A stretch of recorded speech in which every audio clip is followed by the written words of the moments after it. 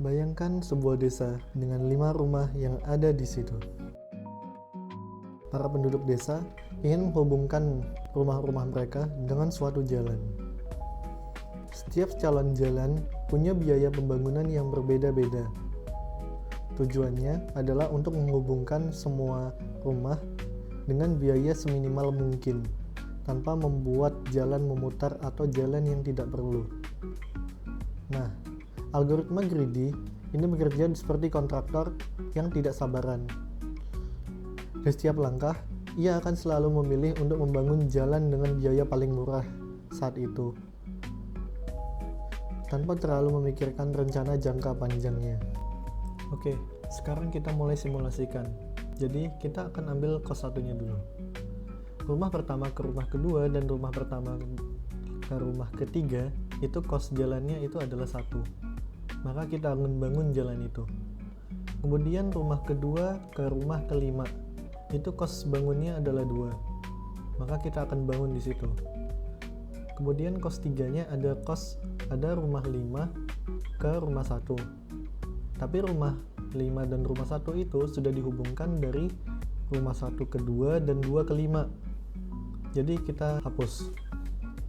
Kemudian ada rumah kedua dan rumah keempat nih. Kosnya juga 3. Maka kita bangun. Setelah itu kita masuk ke kos 4. Kos 4 ini ada rumah 1 ke rumah 4. Tapi rumah 4 ini kita bisa akses dari 1 ke 2 dan 2 ke 4. Jadi kita hapus saja. Begitupun yang selanjutnya.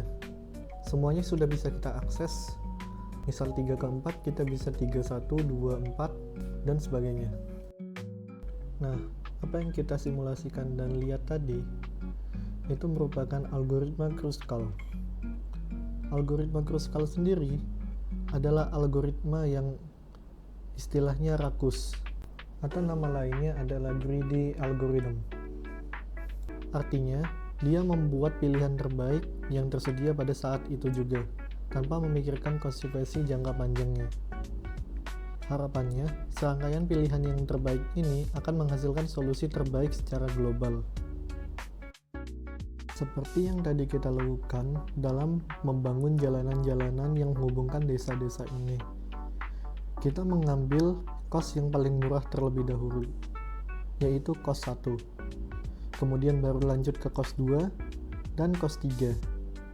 Nah, ini kita tidak boleh membuat siklus. Jadi, walaupun harganya murah, tapi kalau dia ada siklus, maka sebaiknya dihapus. Jadi, istilahnya, kita tidak ngambil yang paling efisien, tapi kita ambil yang paling murah. Itulah esensi dari greedy algorithm.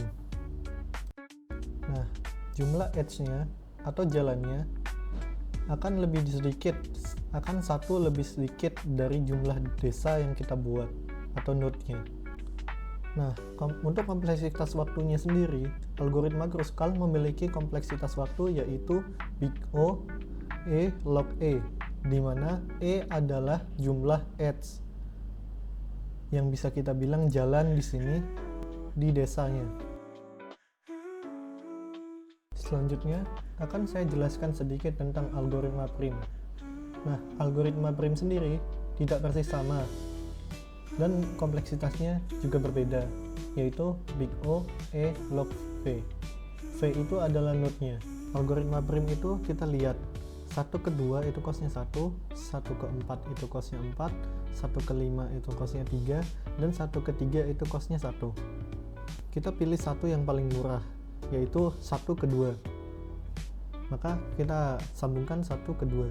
1 ke 3 juga pada akhirnya hasilnya akan sama. Kita lanjut lagi. 1 ke 2 kita punya possibility lain, yaitu 1 ke 4, 1 ke 3, 1 ke 5, 2 ke 5.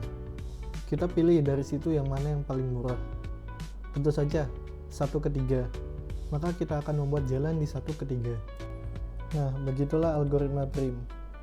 Algoritma prim sendiri berbeda dengan algoritma Kruskal. Salah satu fokus perbedaannya adalah algoritma Kruskal itu dia bisa dari mana saja dia jalannya, sedangkan algoritma prim kita harus pilih satu fokus utama jalan kita. Sekian video dari saya, terima kasih.